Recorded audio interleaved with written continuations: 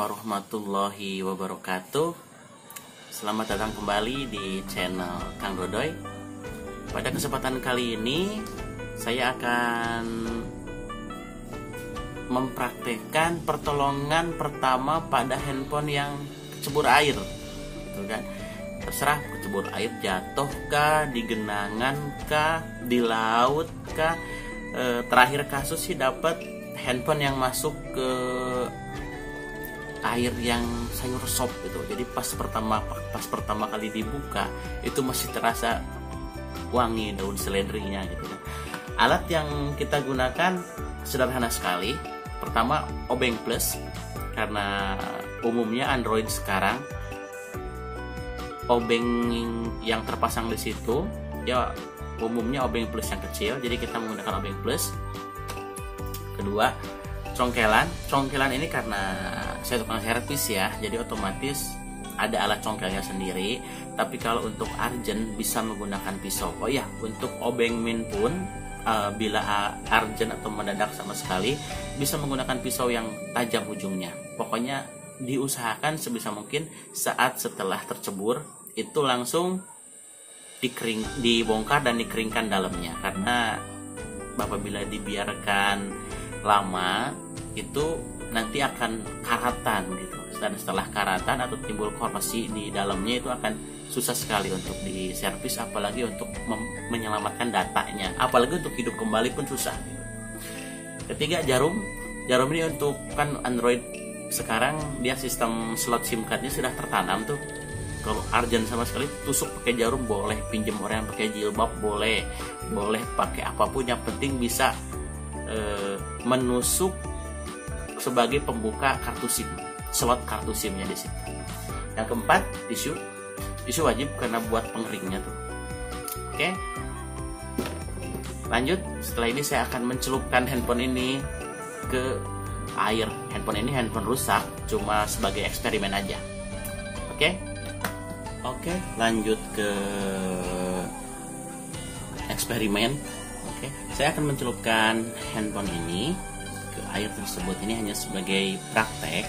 Sebetulnya handphone ini sudah rusak, sudah mati, tuh kan.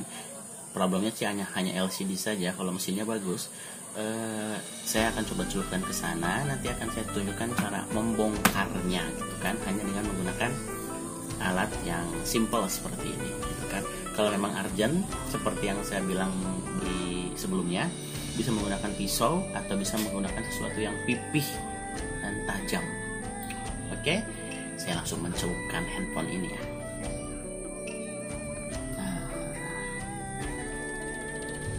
Ini sebagai demonstrasi, anggaplah handphone itu tercebur ke air seluruhnya atau sebagian, gitu kan. Kita lihat, ini kita tunggu agak beberapa menit lah supaya airnya meresap ke dalam, sampai ke dalam. Jadi tahu, kawan-kawan tahu dalamnya mesin handphone yang terkena air itu seperti apa gitu saat pertama kali masuk gitu. Oke, sudah cukup. Estimasi sekitar berapa detik tadi ya, saya coba 1 menit dulu lah. Oke, sekitar 1 menitan saya bolak-balik nih. Di dalamnya lengkap, masih ada baterai, masih ada slot SIM, semua lengkap. Bukan LCD pun ada. Dan semua konektor masih tersambung. Oke, mungkin cukup karena menurut saya. Nah, ini saya angkat.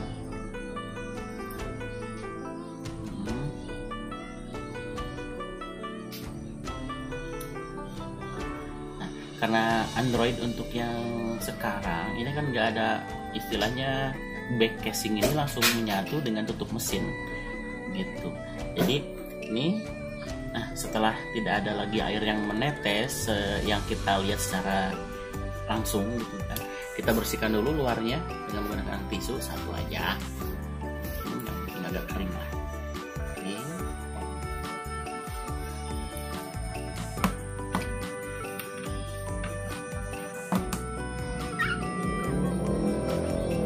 Oke, setelah itu kita gunakan jarum, atau kalian semisal pas kondisi darurat itu memang ada tusukan pembuka slot SIM card, mungkin bisa digunakan, atau Kalau emang nggak ada, jarum ini biasa dipakai sama orang-orang yang pakai jilbab tuh, bisa pinjem jarumnya sebentar aja buat buka slot SIM card. Nah ini saya buka. Oke. Air sudah mulai masuk ke dalam, sudah basah ya, disimpan aja terpisah. Oke. Nah setelah ini lihat di bagian samping itu ada antara tulang depan sama back casing ini. Hampir semua handphone bentuknya seperti itu, cuma memang ada yang 3 bagian, ada yang tulang tengah, ada yang LCD depan, sama ada yang back casing belakang. Nah karena ini sistemnya yang 2, tapi kebanyakan seperti ini 2 gitu kan, 2 hanya LCD depan sama back casing. Oke, sekarang kita coba dari ujung, bebas mau dari ujung sebelah sini, dari ujung sebelah sini, yang penting sesegera mungkin dibongkar kan. Kalau saya bebas mau di ujung sebelah, saya coba ujung sebelah yang lebih enak kan.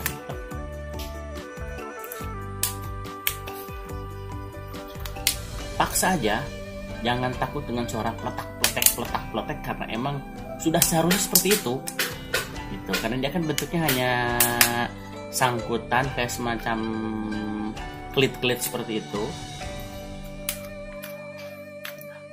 Buka aja langsung. Nah sudah mulai ternganga kan seperti itu. Nah sedikit. Nah oke. Lihat, bisa dilihat basah total dan masuk ke dalam ya. Ini oh iya, lupa saya, saat tadi pertama kali kecebur itu jangan sekali-sekali menekan tombol power. Jangan sekali-sekali menekan tombol power, tombol apapun lah untuk amannya. Jangan coba-coba menekan atau jangan coba-coba untuk menghidupkan handphone gitu kan ya. Setelah ini kita cabut baterai terlebih dahulu, soketnya. Setelah soket baterai tercabut, lipat aja, tidak ada masalah. Cabut semua soket charger, soket LCD juga cabut. Pokoknya semua yang ada hubungannya dengan soket cabut. Nah ini hati-hati yang untuk kabel fleksibel, cabut secara pelan-pelan fleksibelnya, karena ini lumayan rentan sobek gitu kan. Tapi pokoknya sebisa mungkin cabut secepat mungkin, tapi dengan sehati-hati mungkin, gitu kan.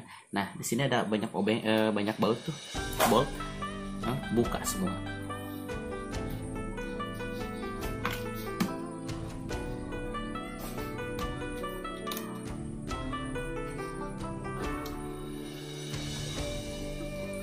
Buka.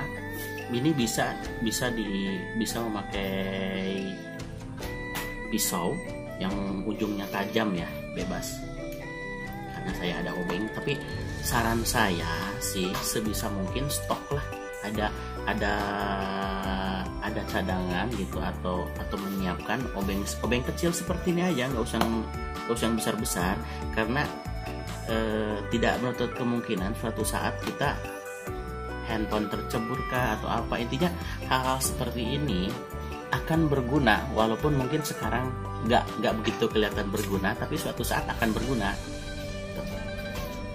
Oke, nah ini masih ada satu lagi.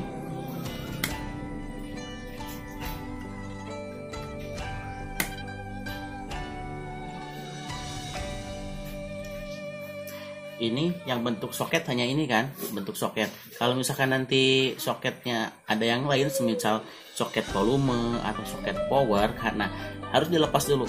Karena ini soket volume sama soket powernya di solder, otomatis harus dibuka dari bagian ininya, dari bagian volumenya, fleksibel volumenya, supaya nanti LCD mesinnya mudah dilepas. Congkel seperti ini aja.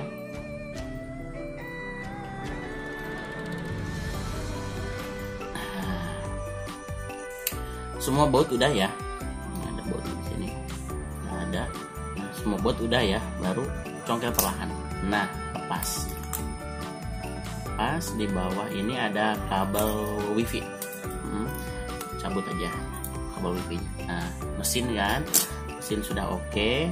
Karena ini baterai tanam tertempel, biarkan saja. Yang di bawah ini sistemnya lem, kita bersihkan saja nanti kalau sudah terlepas semua. Ini soket ini port charger sama port speaker juga cabut.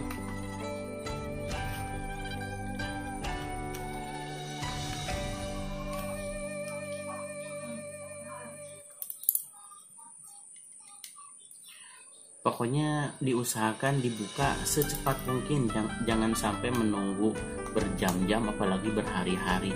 Saran saya, seandainya memang tidak tersedia obeng, memang tersedia pisau atau alat pencongkel lainnya, segera bawa ke tukang servis terdekat. Pas, mohon bongkar secepatnya, HP saya baru kena air barusan gitu. Dan saya rasa setiap tukang servis pasti tahu kondisinya. Kalau untuk handphone yang kena air, mereka pasti cepat tanggap tuh. Biasanya langsung dibongkar saat itu juga.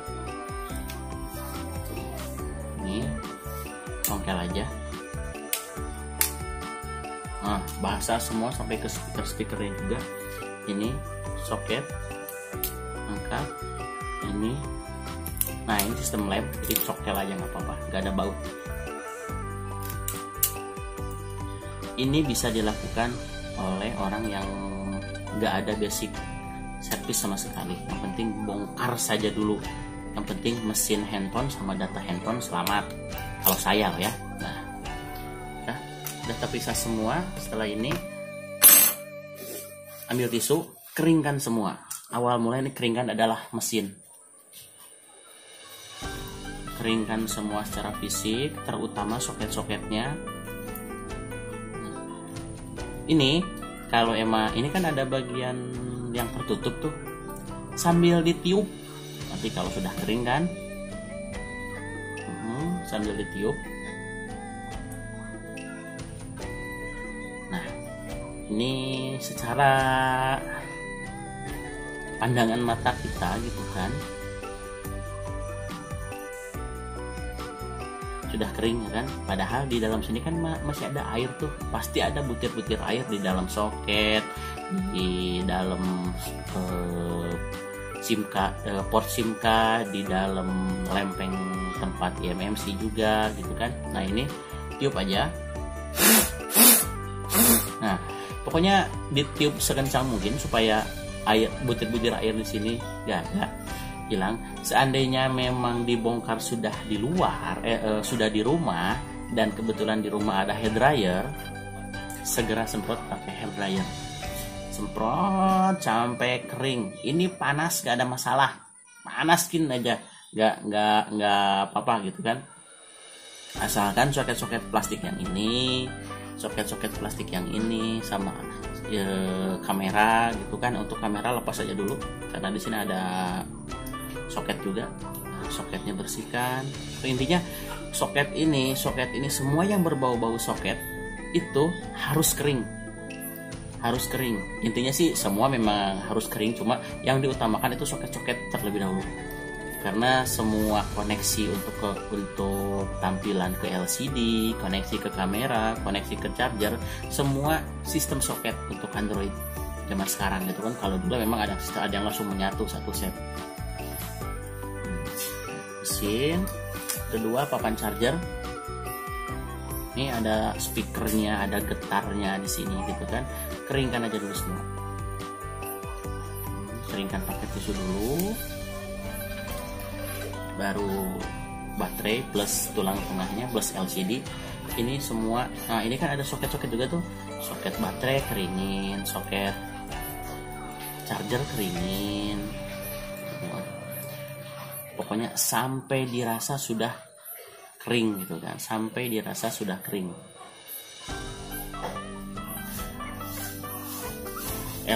Air jarang masuk lewat sela-sela LCD ini. Kalau HP-nya belum pernah terjatuh, kalau HP-nya belum pernah ganti LCD, gitu kan? Karena ini lemnya lumayan rapat tuh, jarang. Biasanya masuknya pasti lewat dalam, atau enggak lewat lubang speaker depan.